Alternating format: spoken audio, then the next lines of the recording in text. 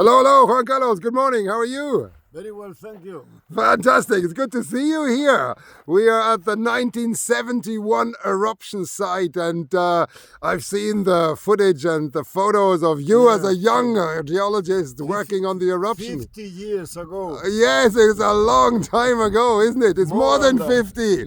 So I was born in 71, and so I wish I was 50 now. It's a little more. But you have seen the 71 eruption. You've also experienced the 2011 eruption and the 2021 eruption. Yeah. How does it feel to have seen so many eruptions here? Well, I feel that I am getting older.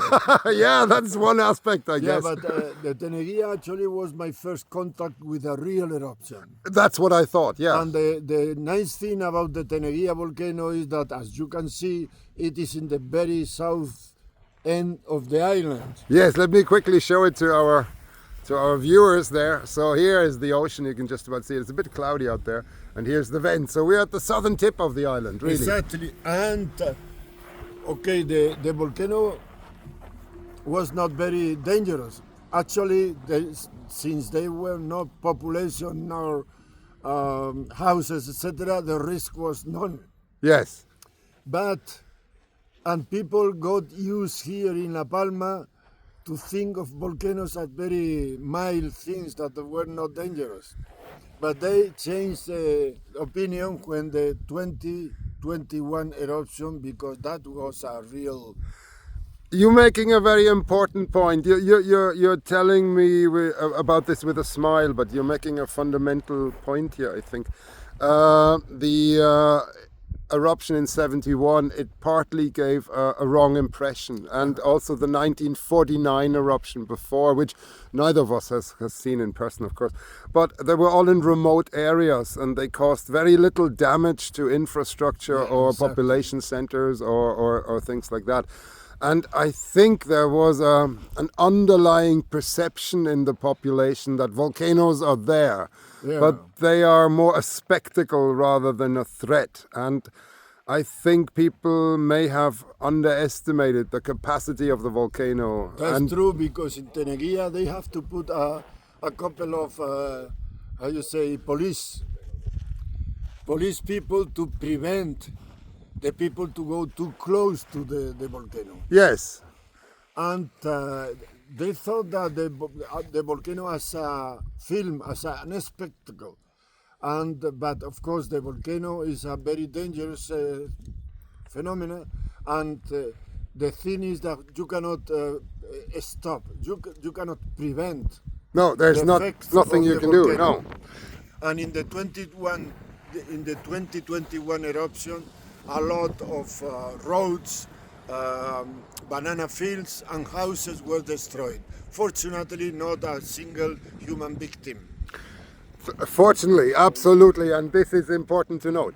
The other thing is here at Teneguia, I think it's over there behind that ridge, let me just swing around, there was a very important cultural site during the eruption. Yes, that was endangered, wasn't it? Do you know much more about that? Close to the Teneguia there is a phonolithic plug with flat surfaces, and the Benaorites, that were the La Palma Aboriginal, made particularly spirals and all kind of drawings on the rock, and that's the only thing we know about this Aboriginal. And there was a scare that the lava might flood the rock and cover the Aboriginal engravings. Exactly. So, something like sacred or something. Probably they were scared of volcanoes and yes, I don't know what they mean, of course, but they're symbolic, I guess, and of course it shows that it was likely a form of communication. Maybe it was a territory mark or something. But the same in Tenerife. In Tenerife, the Aboriginal have several eruptions of Teide. That's why Teide means Echeide, that is the original word for hell. Yes, so it is, isn't it?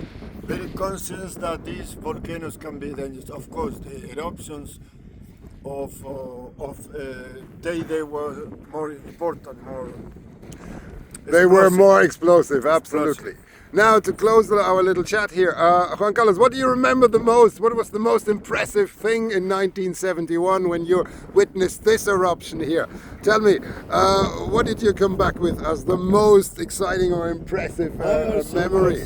I also was very so enthusiastic that I actually come very close to the lava flow and even took with a hammer a piece of incandescent Lava! Yeah! So I'm showing the lava flows here right now. So here's the vent again, and the lava flows that have come out of the vent, they were pouring down the hillside here, and they cascaded down towards the ocean. They reached the sea. And they reached the ocean, and they made a platform there. And Yeah, exactly. now the platform is largely covered with banana plantations. They but put artificial soil on top and they grow bananas, and Yeah. they lower the